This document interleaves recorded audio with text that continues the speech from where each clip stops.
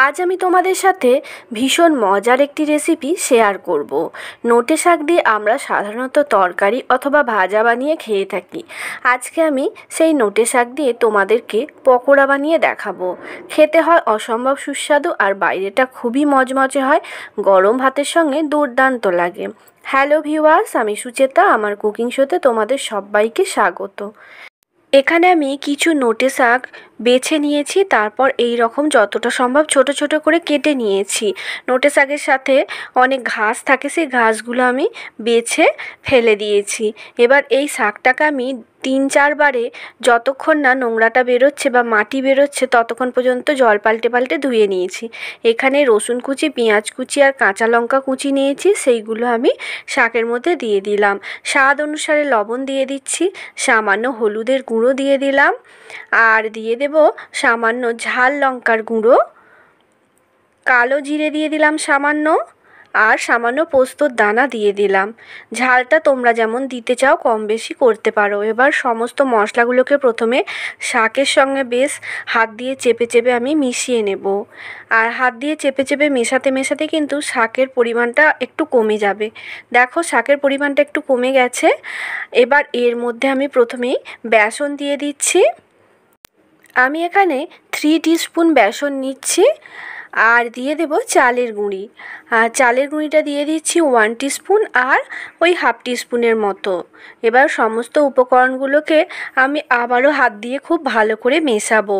এখানে আলাদা করে কিন্তু কোনো জলের প্রয়োজন হবে না, মিশ্রণটা একটু শুকনো শুকনো হবে। আর শাকটা যে আমি আগে লবণ আর মশলা দিয়ে মেখে নিয়েছিলাম, তখন কিছুটা শাকের জল বেরিয়ে গেছে। দেখো এটা মাখতে মাখতে কিন্তু পরিমাণটা অনেক কমে গেছে। এবার হাত দিয়ে আমি ভালো করে চটকে চটকে এই মিশ্রণটাকে মেখে নিচ্ছি। যত ভালো করে মাখা হবে ততই কিন্তু পকোড়াগুলো ভালো তৈরি হবে এবং মচমচেও হবে। দেখো এটা মেখে নেওয়া হয়ে গেছে। এবার এটাকে আমি পাশে রাখবো। কড়াইতে আমি রিফাইন অয়েল গরম করতে দিয়ে দিয়েছি। তেলটা বেশ ভালো মতো গরম করার পর হাফ টিস্পুনের একটু বেশি গরম তেল এই মিশ্রণের মধ্যে দিয়ে দেব। দিয়ে ভালো করে মিশিয়ে নেব। এই গরম তেলটা দিলে কিন্তু পকোড়া খুব মচমচে হবে। আর দেখো আমি কিভাবে পকোড়ার মিশ্রণটাকে মিশিয়ে নিচ্ছি। এর আগেও আমি বাদাম বড়ি দিয়ে নোটে শাক ভাজার রেসিপি তোমাদের সাথে শেয়ার করেছিলাম। সেটা যদি দেখতে চাও আই বাটনে ক্লিক করে দেখে নিতে পারো। এবার এই মিশ্রণটা একদম রেডি হয়ে গেছে। এবার গরম তেলের মধ্যে অল্প অল্প করে মিশ্রণ নিয়ে আমি পকোড়ার মতো ভেজে নেব। আমি লো ফ্লেমে ভাজা করব একটু সময় ধরে, তাতে কি হবে শাকটাও রান্না হয়ে যাবে আর পকোড়ার বাইরেটাও খুব সুন্দর কালার চলে আসবে।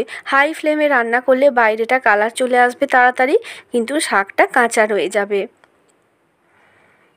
এবার এই পকোড়াগুলোকে আমি উল্টে পাল্টে বেশ লাল লাল করে ভেজে নেব।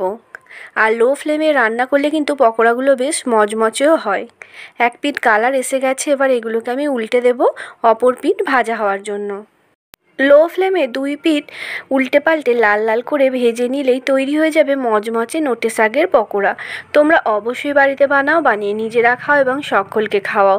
কেমন লাগলো তোমাদের মতামত কিন্তু কমেন্ট করে জানাতে ভুলবে না। দেখো কথা বলতে বলতে কিন্তু পকোড়াগুলো খুব সুন্দরভাবে ভেজে নেওয়া হয়ে গেছে। এবার এগুলো আমি তুলে নিচ্ছি।